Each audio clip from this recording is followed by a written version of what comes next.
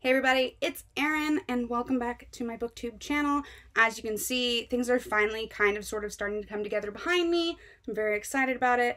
I am now currently working on the lighting issue in this room. I don't know if, my library doesn't sit running parallel to the sun coming up or the sun going down. It's literally on the side of our house that doesn't ever get any direct sunlight.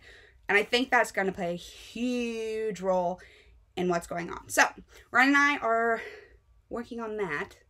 So, this may be what you see for a little while because it's the best lighting in the room that doesn't come off really yellow.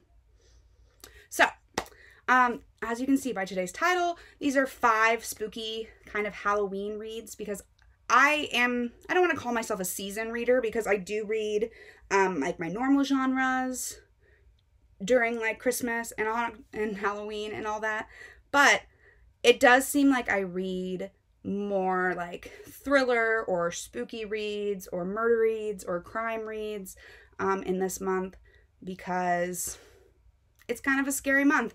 Not only that, but I've always just felt really in tune with myself in October because it's my birthday month. So yeah, I'm going to start with the list. It's going to go really quick. I want this video to be really quick. So first off, we have Sharp Objects by Gillian Flynn.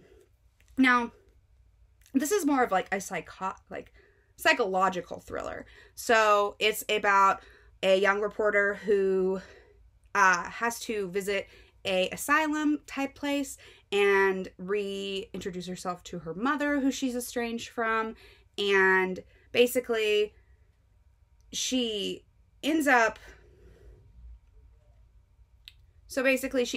reconnecting with her family, and it opens a lot of doors from her past, and she really has to work through them, and it's pretty, it's got some pretty intense stuff in it, and it's just one of those reads that's just a little bit jarring, and it really works your brain. So I thought it was a good read for October. I really enjoyed it when I read it. I know a lot of people who prefer the movie to the books, which I haven't ever seen the movie, so I can't say that, but Sharp Objects was definitely a pick for this one because I just think that it's a all-around good book and it's well written. So that's the first one. This is more of a series than just a single book. Any of MJ Aldridge's stuff I think are probably a really great October kind of spooky time read.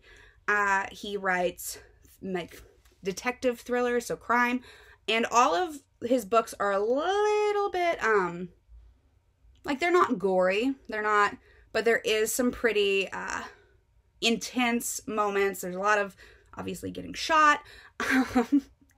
There is murder. He does a really good job of breaking down the events without making you feel like you're gonna spew because it's so gory. So, I think any of Helen Grace's series would be a good pick for October. Now, After the Fire is, again, more of a, it's a cult novel. So there is a cult involved. I find cults really fascinating, creepy. If you haven't read After the Fire, there are some trigger warnings that should be discussed. But it's all around, it's a very good book. It's very dark, obviously. But yeah, After the Fire. I mean, I can read the blurb really quick because I probably won't do it justice just talking about it. And it's been a minute since I've read it. So before she lived inside the fence, before she was never allowed to leave the property, never allowed to talk to outsiders, never allowed to speak her mind because Father John controlled everything. And Father John liked rules. Disobeying Father John came with terrible consequences, and there are lies beyond Father John's words. Outside, there are different rules. Then came the fire. If I remember correctly, it kind of goes back and forth between her life in the cult and her life after the cult and after the fire.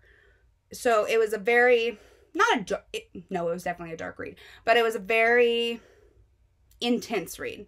So After the Fire was also one of my picks. All right, we're just going to say it.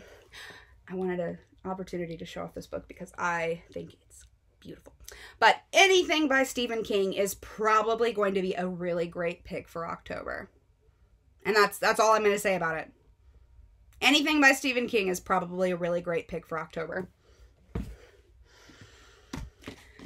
And this last one I actually just finished. I finished it like 2 or 3 days ago. My blog does have the review up on it, so please go check that out. The Whisper Man by Alex North. Now, I'm going to try and not go on a rant about this book because it doesn't need to happen. It's just recently been reviewed by me. There's really no need for it. But the things that I really liked about The Whisper Man, kind of creepy Halloween-wise, is it's a very, like, realistic creep. Like, there is a man trying to kidnap children from their homes, trying to take them from their families, and that in and of itself is very, very unsettling for me. So this entire book, I'm reading it, entire book, and I just am so invested in the cop part of this, the child part of this. Alex North does an amazing job of writing different point of views for this book. And so it really felt cohesive, and it felt like it was a very simple crime novel without there being so many different moving compartments to it that you get lost. And I really enjoyed this book. It had a very good amount of creep with a little bit of folklore that really gave it more of like a, ooh, like that's creepy, you know? And it's very well written in the fact that it doesn't do a lot of goriness. There are some like hints at child abuse and the defamation of like a child's body. But there are some things in it that make it creepy without making it like gory, like Stephen King. And I guess I should probably bounce back to Stephen King real quick, because Stephen King will obviously just be a very, very strong read. Have a very, a strong mind, a strong stomach for Stephen King, because man, I know his stuff gets intense. So, those are 5 October spooky reads. I really shouldn't call them spooky reads, maybe creepy reads, I don't know. But 5 books that I suggest to read in the scariest month of the year. These pages take me places, and I'm so glad that this video is under 10 minutes. So I'll see you guys tomorrow. I'll be posting another video with my 9th house rant that I've promised you guys for at least a week now. Obviously life happened this week and I just didn't get to it, but I'm very excited to share this story with you because 2 weeks later, it's still funny. It's just still funny. So hopefully I don't like make a video about it and share it with you guys and no one thinks it's funny, because I thought it was hilarious. So I will see you guys next time. Thanks for watching.